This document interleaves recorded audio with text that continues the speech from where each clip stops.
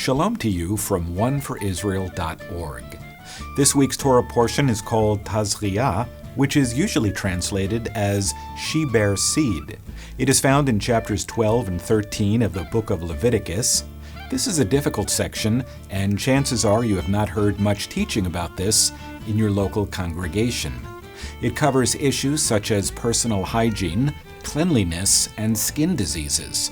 There are actually a variety of skin diseases, and those who were afflicted were sent to the priests for an examination. It was a question of being either clean or unclean. There's virtually no area of life that is not covered in the law of Moses. Even personal and private issues are subject to God's reign. This is spelled out explicitly in this passage, and parts of it may be difficult to read. God wants to be Lord over our whole lives. To the ancient Israelites, physical health was at least a metaphor for spiritual well-being, and often the two were more directly linked. This certainly does not mean that all illnesses are the result of sin. That is not the point. Ultimately, these issues are concerned with fellowship with God and His people.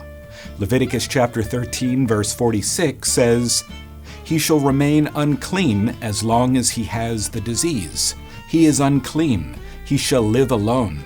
His dwelling shall be outside the camp."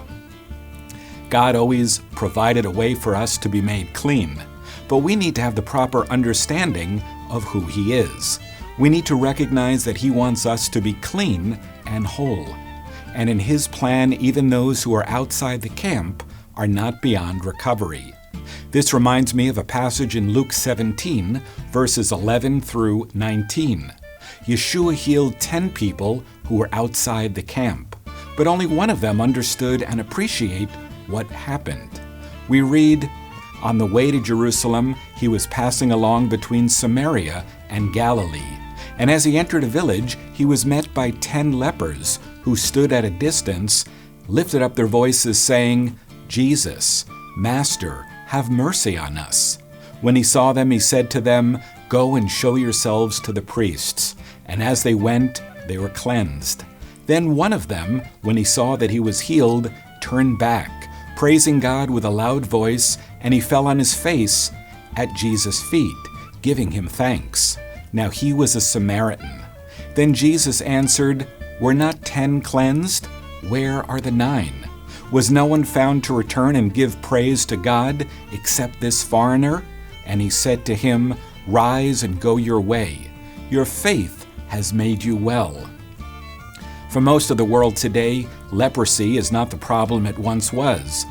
But there are still many ways to be unclean in God's sight. This is the whole reason why Yeshua came, to cleanse our hearts. The lepers in Luke 17 knew they were lepers. It was an undeniable fact. They readily received the gift of being healed, but most of them did not acknowledge the healer. The one who did was a Samaritan, a hated rival of the Jewish people. After receiving the healing, he rejoiced in knowing the one who healed him.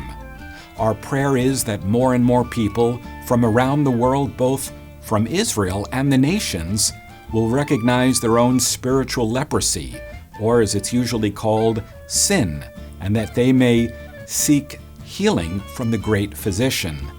Please join us next week for another edition of 5 Alive, wishing you God's shalom from oneforisrael.org. And don't forget to share.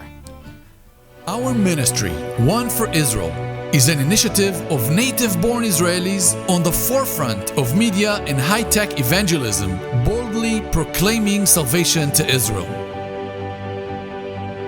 Raising up leaders and equipping them with the tools they need to transform our communities. We also provide humanitarian aid to Holocaust survivors with the love of Yeshua. Join us as we share the gospel in Israel. Become One for Israel.